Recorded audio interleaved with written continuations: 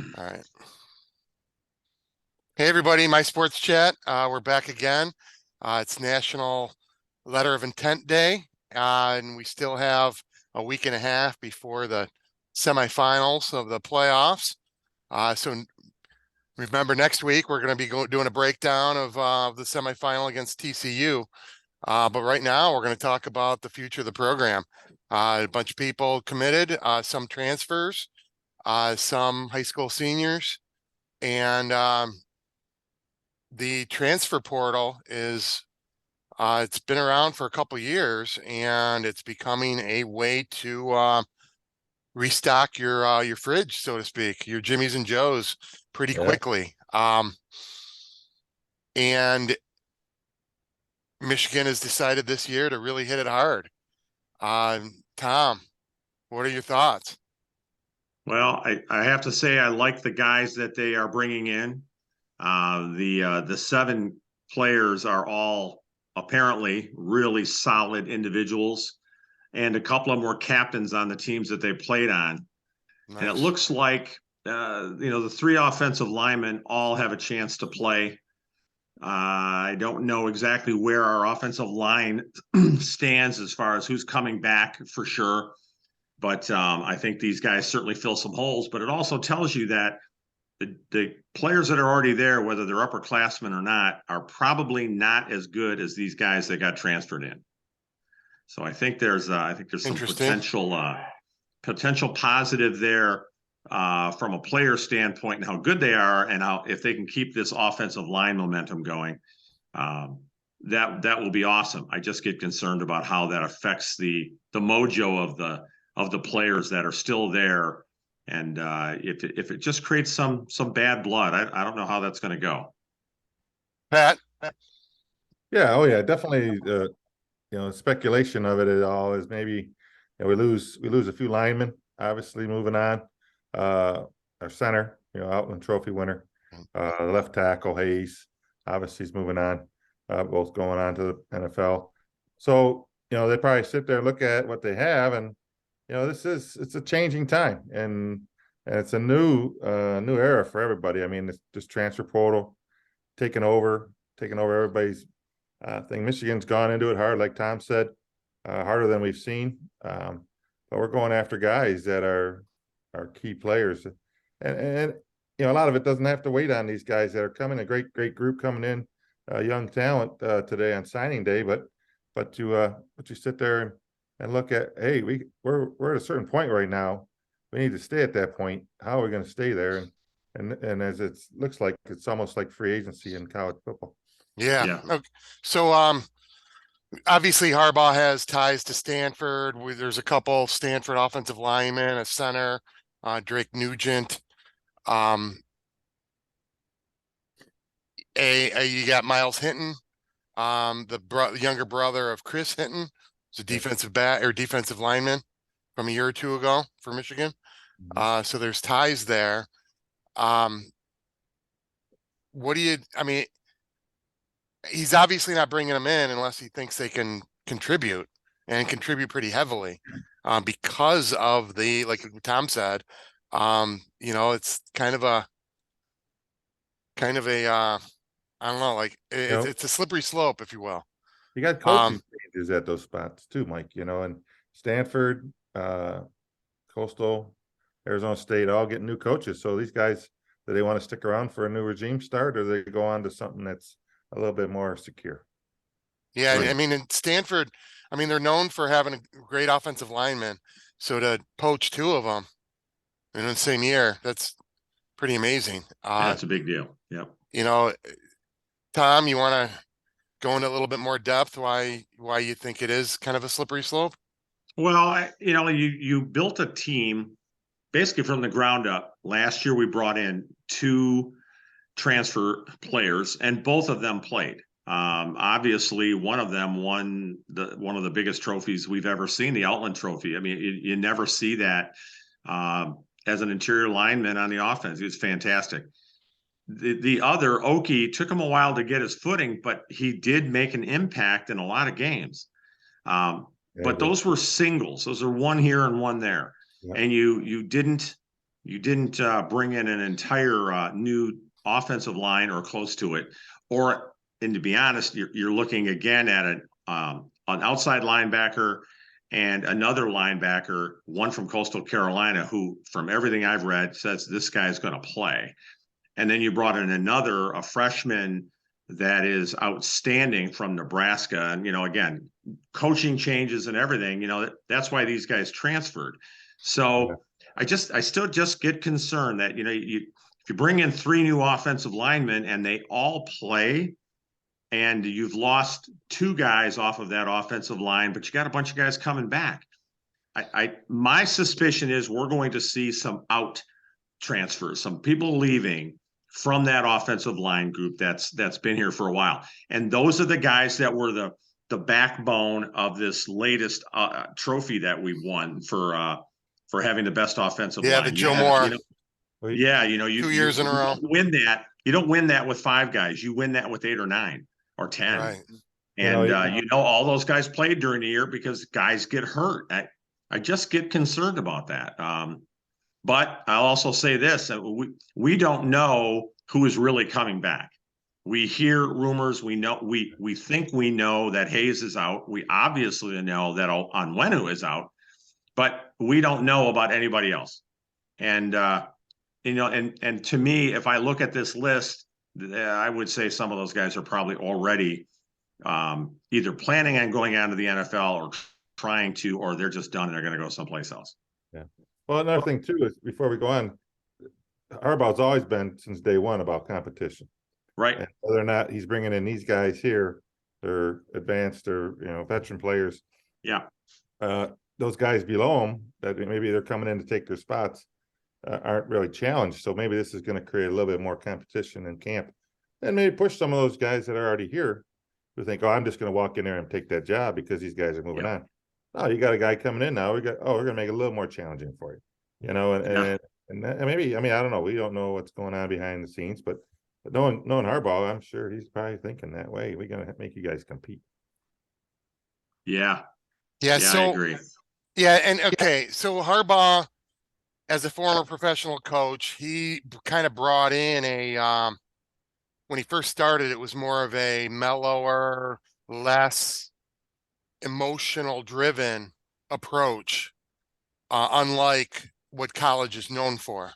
They're known for just firing up their players and letting them loose. And he was always just more, reserved with it and more professional, if you will.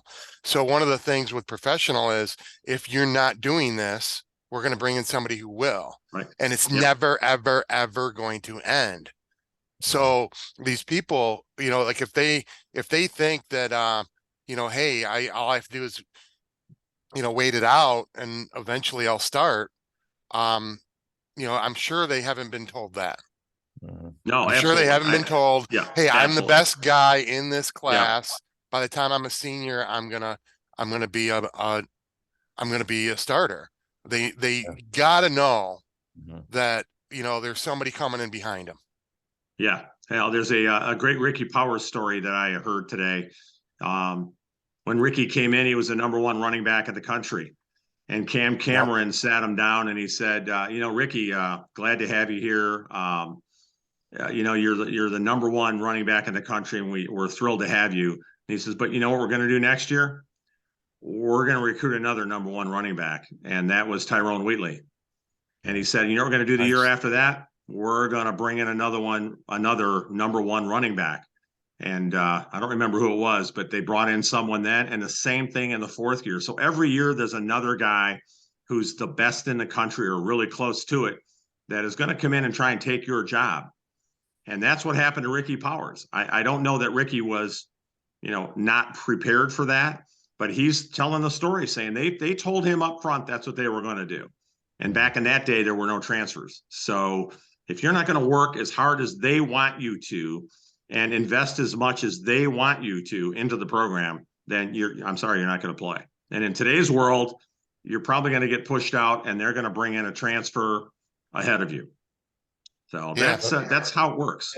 And another comparison would be, you can think back to the 70s and 80s when guys would line up at the door to come into Michigan. Yep. come in the door to Ohio State, come in the door to all those big names.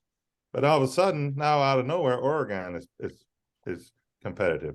Out of nowhere, Kansas State, who hadn't won a game. Out of nowhere, Northwestern had the longest losing streak ever. So all of a Yep. sudden, the talent pool has grown over the years, and the talent is out there. And now you're going and grabbing this talent because you're like, they're not lining up at the door anymore to come to Michigan all the time. You know, we look at our recruiting on these signing days, and it'd be, wow, look at 5-star, 5-4, 4. Look at these guys are just studs.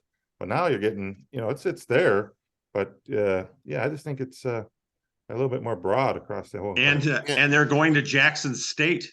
Remember Oh, last yeah. year, the number one player in the Yeah. country went to Jackson State. Yeah, Travis Hunter, and he Is 2 in the days portal. ago is in the portal now. And I Mhm. think when he went in, he became number 1, and he's the one who knocked out Ernest Hausman from Nebraska, Right. who we just signed. Yep. Yeah. When Yep. or, you know, when he was transferring in a couple, like last week or over the weekend, Yeah. you know, he was the Yep. number 1 guy. No, I think a lot of it's just a change in culture. There's just a you know, first of all, it's kind of a me first thing now. Mhm. And it's more of a now. Mhm. Yeah. And you know, Totally. people don't have the patience. They want their stuff and they want it now. Mhm. Yeah. That includes starting, and that's why you might get somebody going to Iowa State. It makes it interesting because I remember the story that Pete Carroll, when he was coaching USC, now he was bringing in all those guys, and they Yeah. were saying that like the toughest days, there's like I think it was a Tuesday that was the position battle day. Yeah. And it was the hardest day of the week, including games.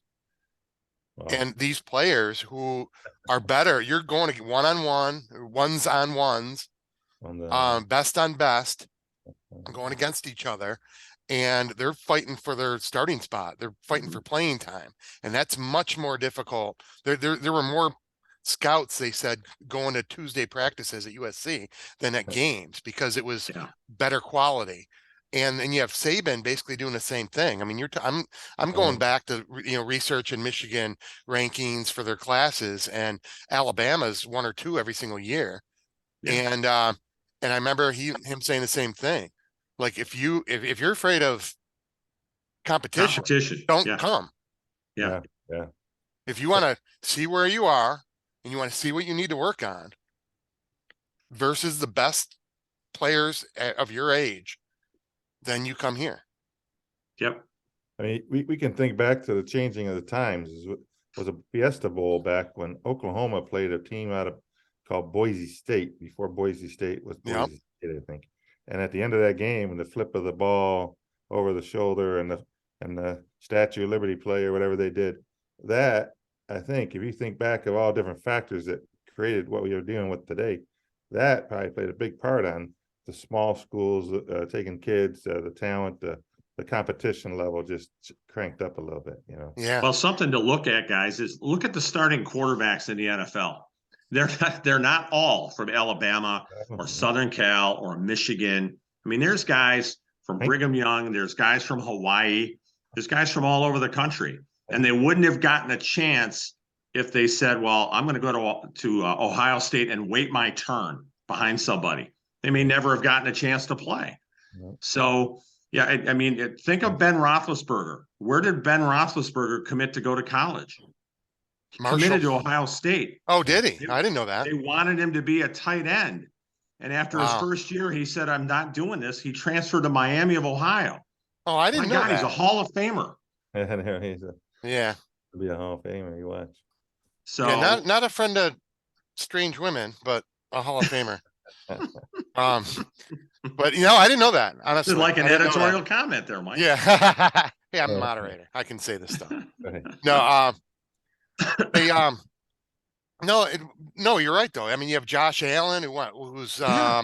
Wyoming, Wasn't even Yeah. recruited. Wasn't even recruited. Mahomes, Wasn't he went, recruited. Right. you know, Texas Tech. Texas Tech. I mean, hell, I mean, and we can go off on you know, how they ignore years and years of film and instead they look at your cone drill score Right. at the draft. But Brock Purdy, Yeah, you know, Brock Purdy, great example. Yeah. he's the pretty guy, and he's the guy who almost got, oh God, who's the coach for Iowa State? Matt Campbell. Matt Campbell. He's the one who almost, Matt Campbell was, I mean, his name was brought up for every single big job in the last Yep. 3 or 4 years. Yep. And this year you didn't even, nobody even sniffed his name. Right. And it's his first Right. year without Brock Purdy, and he went, what, 4-8 or something. Yeah. So he's a superstar, rising coach with Brock Purdy. Yeah. So what happens with Brock Purdy? Last player drafted goes to, 49ers? Yep. Not a big NFL guy. Yeah. And now he's playing football like he's played his entire life. Goes out there and wins. Well, you know, the So- thing that always amazed me in college sports, you know, you're evaluating a kid when he's 15, 16, 17, you're offering him early, he ends up coming to your program, and you know what? It's you see it more in basketball in general.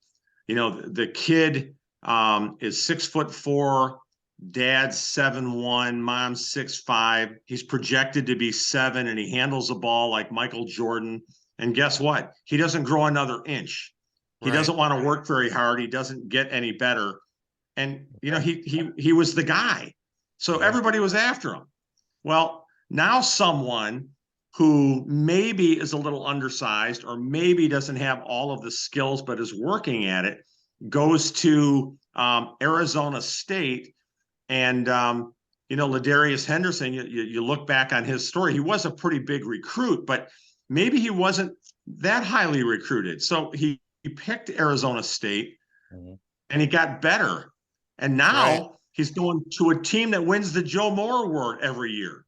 This guy's got himself an opportunity that never would have occurred 5 years ago. Never would have happened. Hinton was coming to Michigan. He decided on Stanford.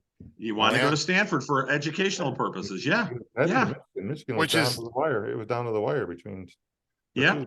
Yeah, and every Michigan alum just kind of felt like a knife went into them when they get turned down for educational purposes. Yeah. You Yeah. know, but no, Yeah. but that's the thing. Okay, so let me just go. I mean, not that I'm a huge Brock Purdy fan, but let me just go back to that. Okay, because he's not a big recruit, but he's a football player, and football Yep. players, he wins. He just, and that's what, you know, frankly, we're gonna have to deal with Josh Duggan next week. Okay, Yep. he just knows how to win.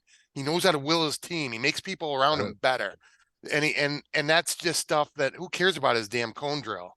All right. So you got somebody like him, who say, I don't know what his star was. Let's say he's a mid 3-star. Okay.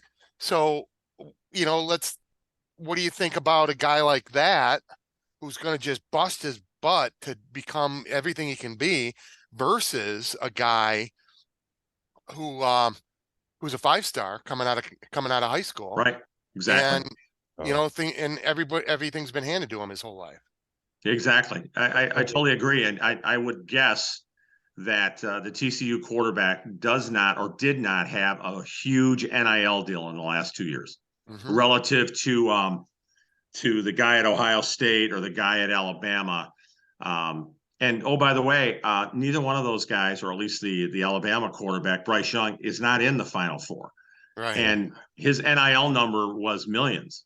So, you know, the kids that don't come in with all the expectations tend to be pretty special kids if they work hard.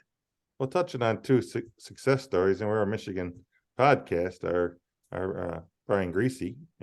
Oh yeah. Oh, absolutely. Walk on. You know, they went on and led the team and then went to the NFL, and then the GOAT, Tom Brady, comes in. Absolutely. Yep. Out of a high school out of California, eighth in the depth chart, 7th in the depth chart, Michigan. You know, doesn't even get a sniff. You're like, who's this guy? And then all of a sudden, now look, you know. So yeah, a lot of it just becomes the heart, the desire, the will to win, and the preparation. Yeah. No, and even with that, so Brady moves his way up the depth chart, fights off a #1 guy himself, a 5-star, and but he has film for a couple years of him just going, you know, we're down by 14, and he just goes ping, ping, ping, and he's comeback after comeback after comeback. And so you got to figure a guy like that's going to go in the first couple of rounds in the NFL, right? I could watch that Orange Bowl every night. Yeah. No, okay, I'm so watching that Rose Bowl, and I'm going, we could have the greatest passing offense in the history of college football if we just did it from the first play. But we wait till we're 2 scores behind, and then we're the most prolific offense ever, and then we sit on it. Yep. But yeah, but I mean, again, I mean, my favorite Tom Brady story is Belichick saying, hey, if I thought he was so great, if I knew he was going to be so great, I wouldn't have waited till the 6th round to grab him. Right. Right. Yeah. So I mean, and that's the thing that you don't know. And reeling it back in here, we don't know about any of these people. No. And frankly, one of the things we do know about is these transfers.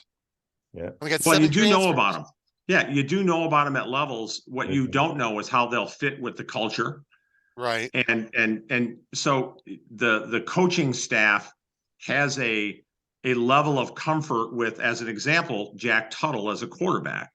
And if you don't have someone that has that confidence in you, and they have less confidence in Alan Bowman or David Warren or Alex Orji or whoever, that's why you go and do this. Someone has to have that confidence that you as a player have some form of ability that is better than a guy whose role you're going to take.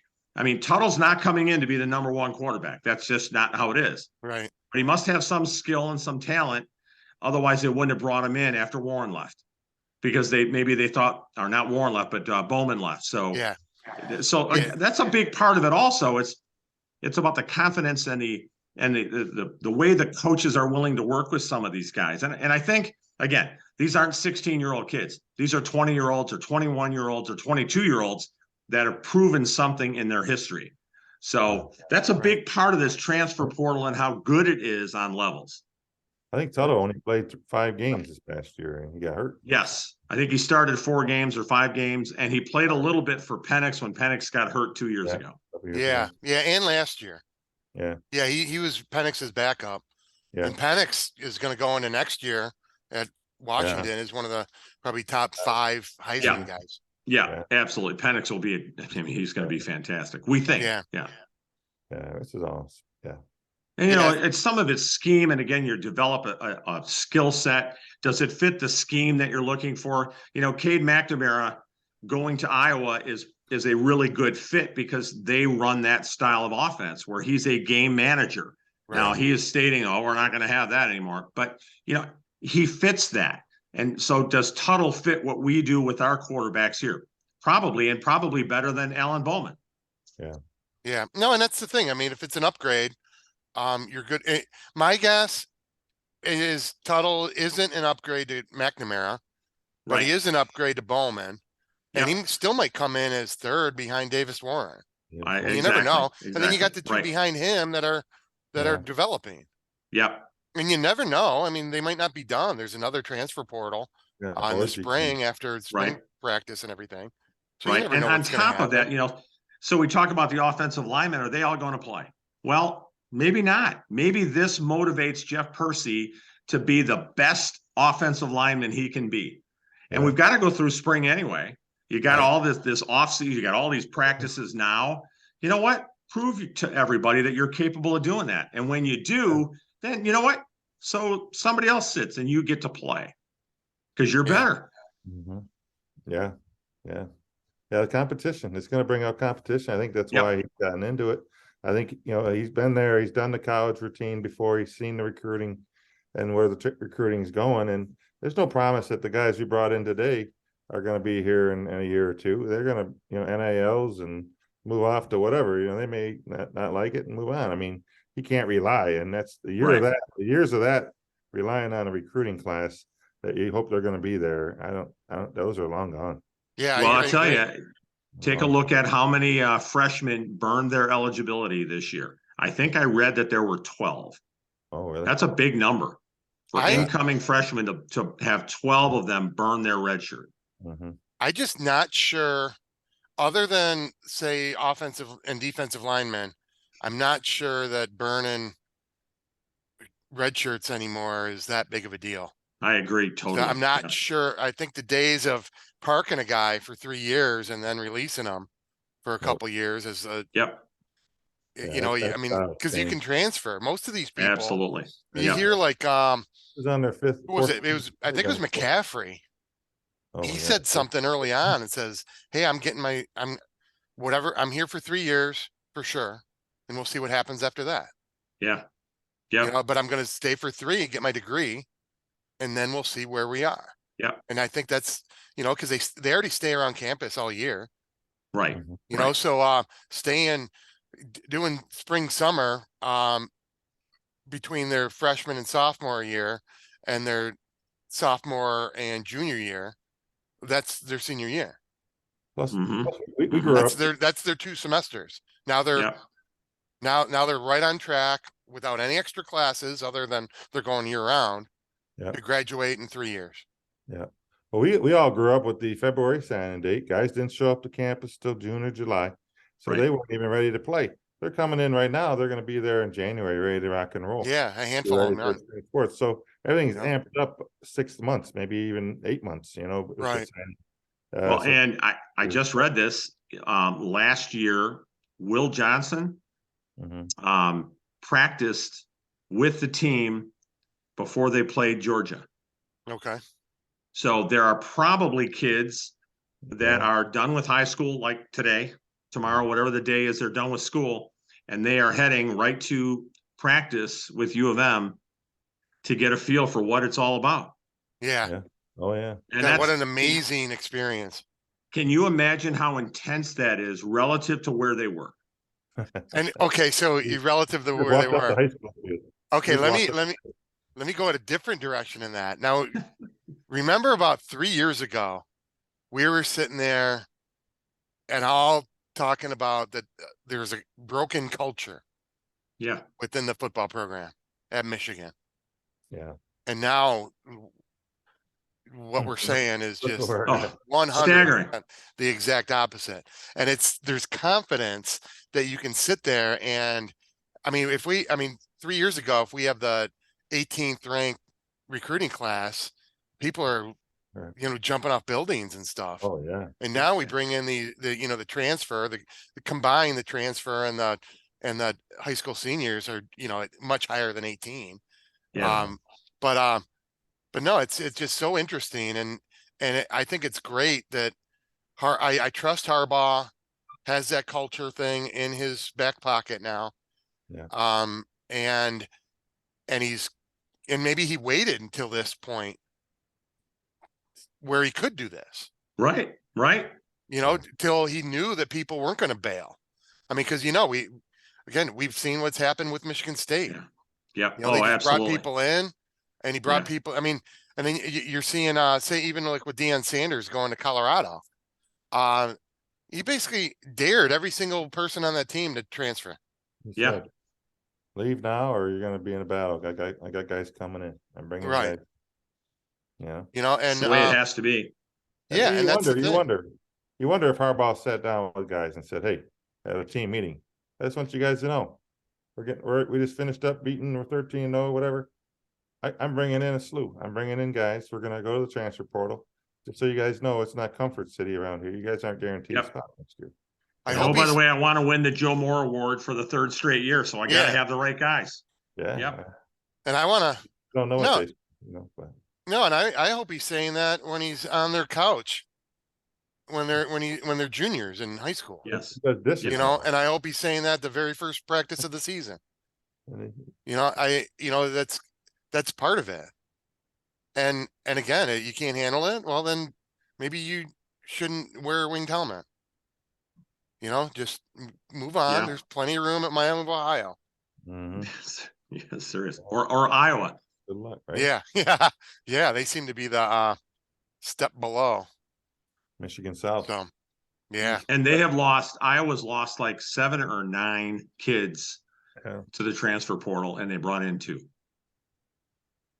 Yeah, you Yeah. can look at Texas A&M. You can look at some Oh, other teams that jeez. are out Yeah. there that, going So- that way. well, that's the thing. Okay, so Michigan State just got a big X5 star from Texas A&M, Mhm. and he even in his like tweet, it was something about, you know, hey, I got distracted by this, not going to do that anymore. you'll see the real me now. Some Yep. crap like that. Yep. So, I mean, good for him if it's true, but and I guess good for state if it's true, but here's a guy who basically admits that, he might not have done the right thing when he first went to school, Yeah. and that's fine. Move on. I mean, again, what, oh man, who's our guy? Iobi? Okie. Yeah. Okie. Okie. Yeah. Okie, the same thing. Yeah, he had question marks. Yeah, absolutely. Lots of them. Yeah. And we But all grow up at different rates. Exactly. I mean, were we all mature at 17, 18? I wasn't mature at Chris? 27, Oh, 28. exactly. I'm still struggling at 66. I get it, know. I still giggle when I fart. I don't doubt that. Never farted. I don't doubt that. Said it was never me. That's what you always say. Yeah. Well, that's part of my maturity. There you Yeah. go. Hey, you can only be young once, Right. but you can be immature forever. So I'm Right. good with that. Now I remember a One of those scene in guys. The Sopranos where something happens and the guy gets mad and the one girl goes, "Well, you laughed," and Tony Soprano goes, "Yeah, but I laugh at what normal 12-year-olds laugh at." And I'm the same exact way and been like Yeah. that my entire life. Yep. There you go. So, all right. Well, cool. Any last thoughts before we end it and Well, start prepping for next week's? Yeah, a little bit of Big chat preview? on the NIL side. If Michigan starts to do what I think they're going to start doing, they're going to put in some policies internally regarding NIL based on positions and putting in some baselines. So, all the kids get something somewhat similar to what Michigan State did when Ishbia threw a lot of money at them. Right. So that every athlete got something. And I think that's a great starting point. So I hope Okay, cool. that we do that. Yeah, I know the new president's behind, Yeah. doing everything they can for athletics, in particular NIL. And I know they've been, up to this point. That's very interesting. But I know up to this point they were more about I know they had a phrase for it, but Transformational. Yeah. Transitional, whatever the word was. Yeah, transitional versus Versus transactional. transactional. Yes. Right. So they wanted to pay the people who've been doing it as opposed to, hey, now that we can do this new class coming in, we're going to make them millionaires. And, Right. and that's, again, Texas A&M is the poster board for not doing it that way. So it's interesting. They, again, same thing. People like us who are on the outside question things, but there's very highly paid and highly skilled professionals at the top of their profession making decisions, and they seem to be making the right ones. Yeah. Clicking. Yeah, it's clicking. So no, that's great. I'm glad you brought up NIL because you're seeing the same stuff, where people are making weird decisions, watching ESPN and, like the signing shows and stuff. Yeah. And you just see some weird decisions like you always have. There's always weird stuff happening on that. That's why it's like a must watch for me.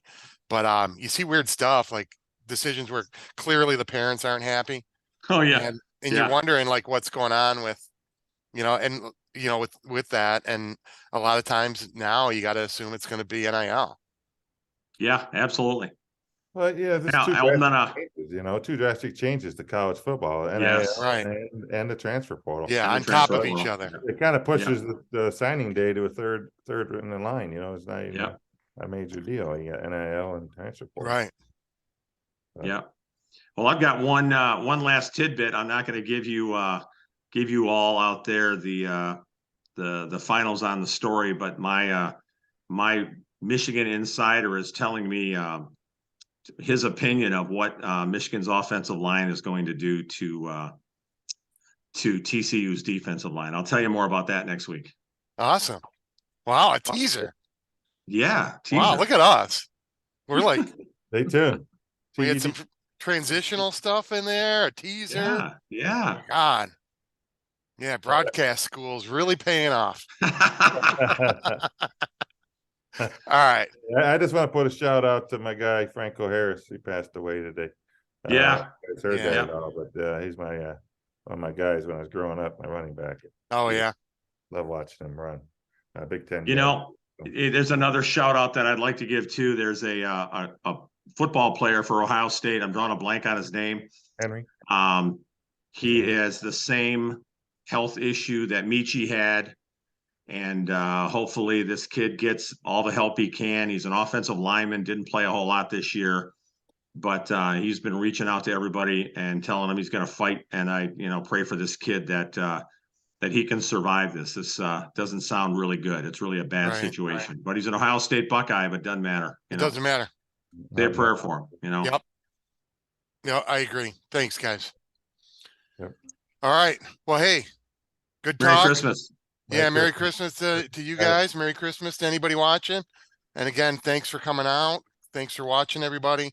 My sports chat. We'll have something up early next week for it's playoff time, baby.